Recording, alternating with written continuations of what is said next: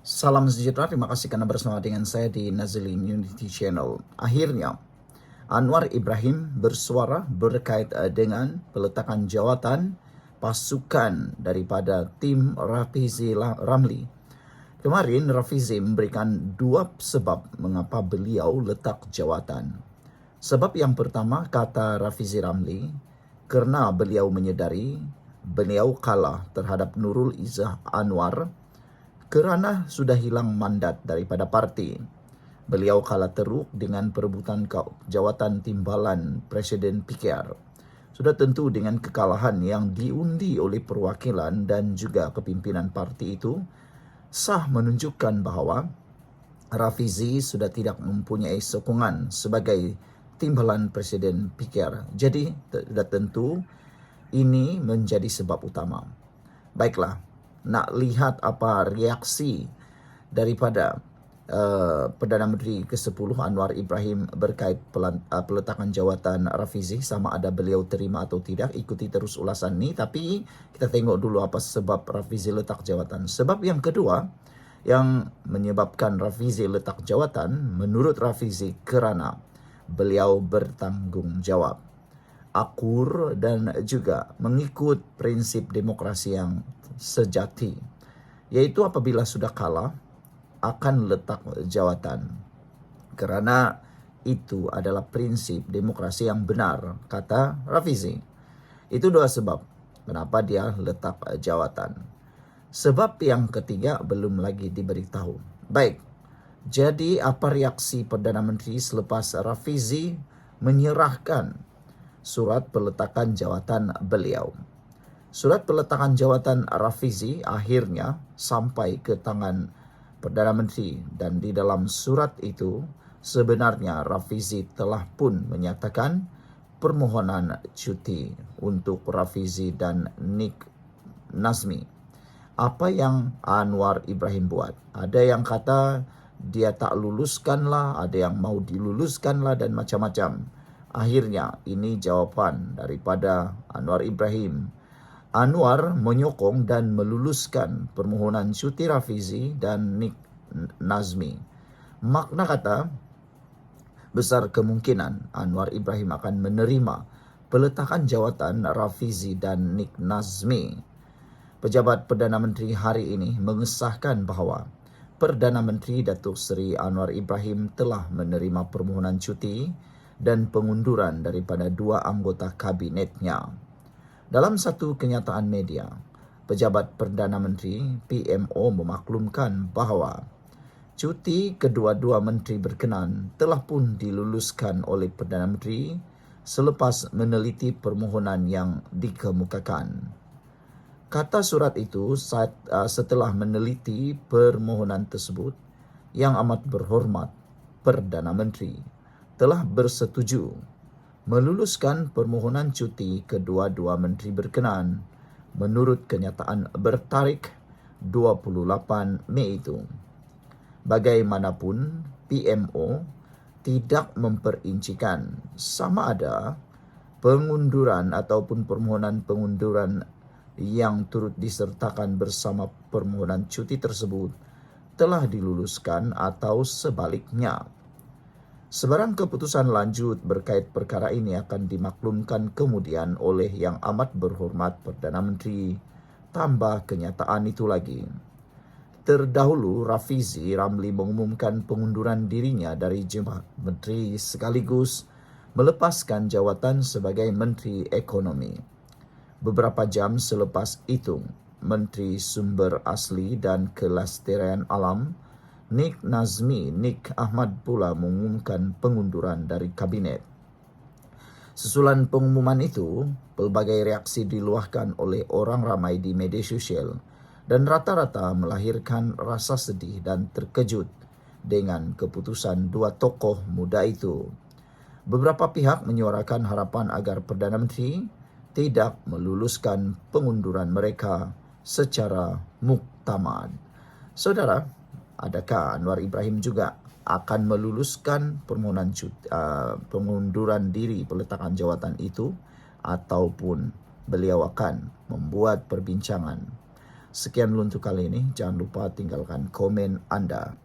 Salam sejahtera, terima kasih karena bersama dengan saya di Nazilin Unity Channel. Ini satu rahasia paling besar berlaku selepas Rafizi Ramli dan pasukannya letak jawatan.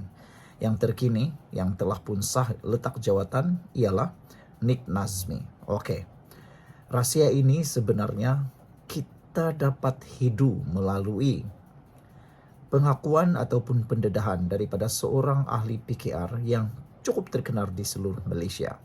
Beliau pernah didenda dengan RM5,000 kerana kesalahan di mahkamah dan juga orang ini sangat top sebagai jurucakap parti politik PKR.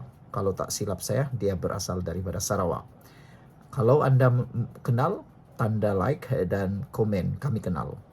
Namanya Iswardi Murni. Saudara, Iswardi Murni ialah pemimpin yang boleh kata berpengaruh kerana beliau ialah ketua cabang. Beliau merupakan ketua cabang Petra Jaya yang telah pun letak jawatan. Kenapa beliau letak jawatan? Malam ini saya kongsikan dengan anda semua. Apa kaitan letak jawatan Rafizi, letak jawatan Nick Nazmi, dan apa yang akan berlaku kepada PKR? Ya, amarannya di sini ialah kalau kamu kata kamu tahu apa yang berlaku, kamu silap. Kamu buta politik. Itu antara amaran Iswardi Murni. Jadi dengar ulasan ini, meskipun ianya ringkas, tetapi cukup memberikan anda pengetahuan luar biasa. Dan anda kata, oh iya betul, betul. Macam itulah kali pertama saya baca tulisan Iswardi Murni ini, saya terfikir, wah hebat juga Iswardi Murni ini. Gaya bahasanya luar biasa, percakapannya luar biasa, yang membuatkan minda dan pemikiran kita ligat berfikir. Baiklah, Rafizi letak jawatan, Nick Nazmi pun ikut letak jawatan. Janganlah buat muka terkejut pula. Persoalan besar ialah apa kesannya kepada kita semua. Peletakan jawatan dua menteri besar ini beri kesan kepada kita. Apa kesannya? Ikuti ulasan ini. Bila Rafizi dan Nick Nazmi umum letak jawatan lepas kalah dalam pemilihan parti, ada yang ternganga, ada yang berkata, biar betul, kata mereka.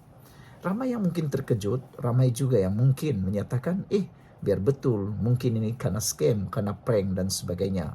Tapi saudara, itu telah disahkan. Sah, Nick Nazmi dan Rafizi letak jawatan. Jadi, jangan pula anda terengah dan terkejut. Dan ada juga yang diam-diam lega.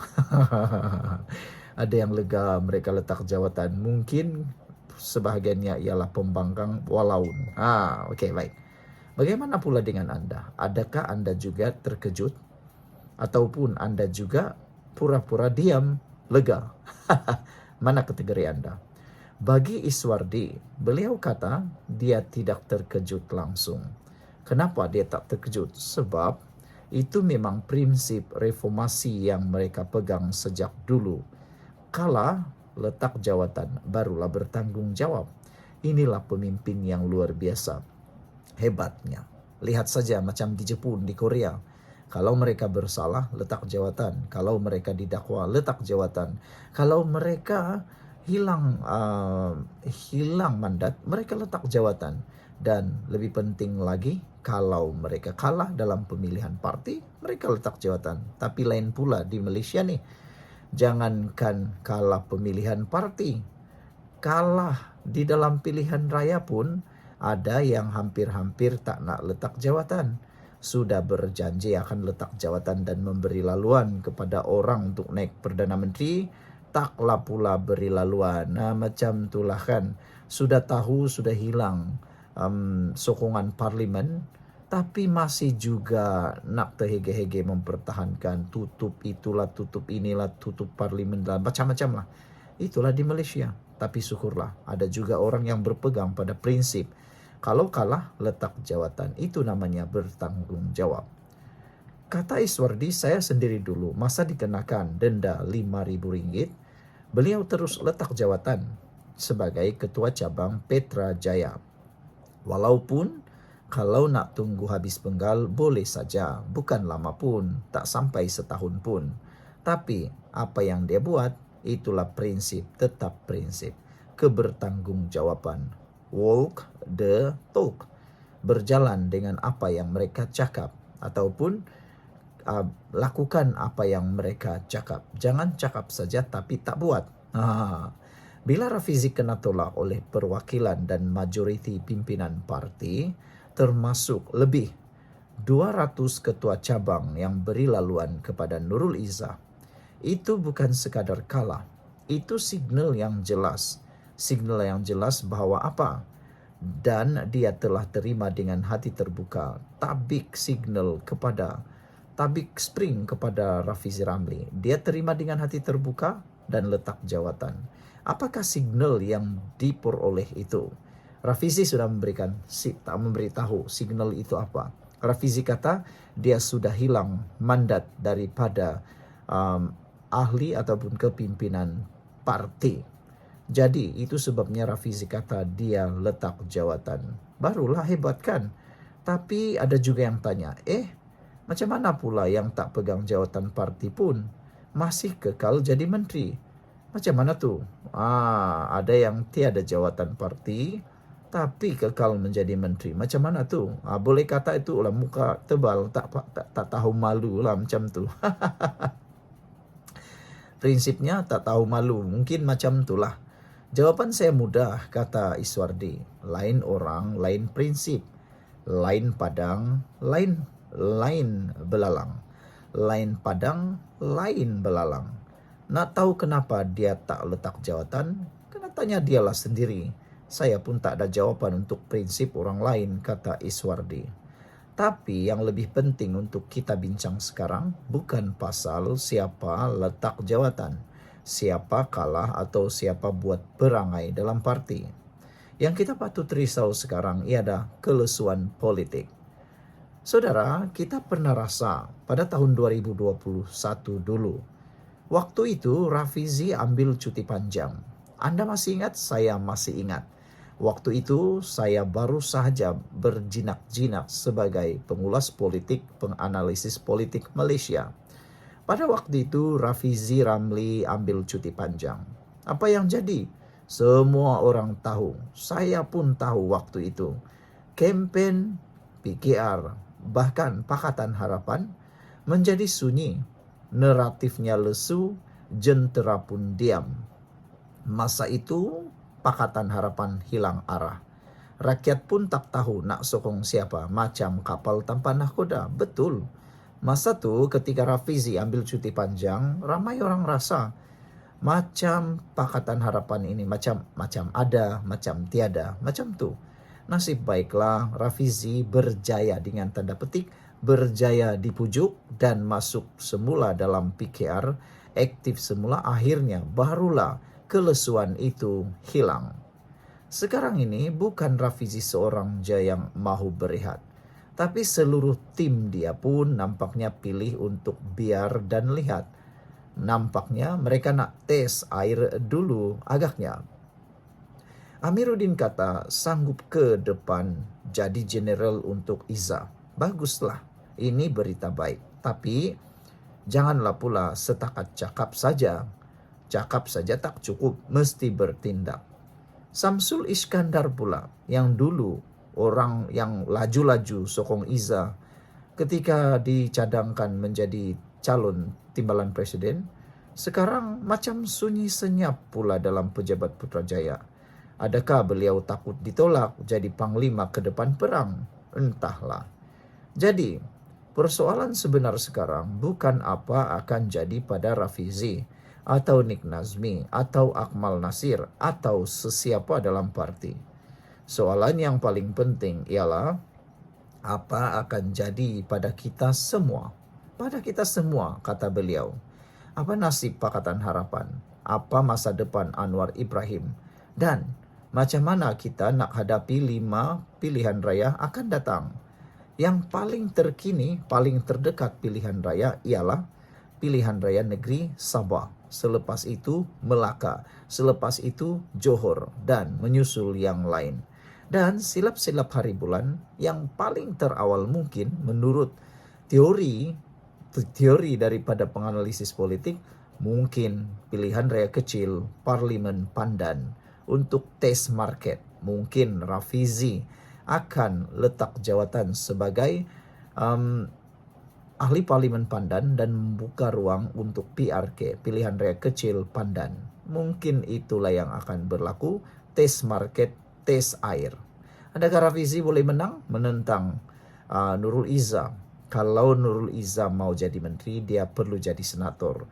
Kalau Anwar perlu lantik jadi senator dan jadi menteri, nah tambah besar lagi lah cakap-cakap orang tentang nepotisme. Jadi tiada pilihan lain, Anwar kena mengarahkan satu pilihan raya dibuat melalui peletakan jawatan mana-mana ahli politik Parlimen PKR supaya Nurul Izzah boleh bertanding. Dan kalau Rafizi letak jawatan ahli Parlimen Pandan dan bertanding semula dalam Parlimen Pandan, mungkinkah Nurul Izzah akan menentang Rafizi di kawasan itu dan mau tes market siapa sebenarnya yang dipilih, bukan oleh pemimpin maupun ahli PKR sahaja, tetapi rakyat keseluruhan di Pandan. Siapa agak-agaknya? Saudara, apa nasib yang akan menimpa masa depan Anwar? Macam mana mau menghadapi pilihan raya akan datang? Kalau ada yang jawab, alah relaxlah, kita masih ada tim. Jawapan terus terang saya, kata Iswardi. Dia kata, kalau itu jawaban kau, memang kau buta politik. Tinggalkan komen Anda. Jangan lupa tulis komen Anda dalam ruangan komen video ini. Jumpa lagi.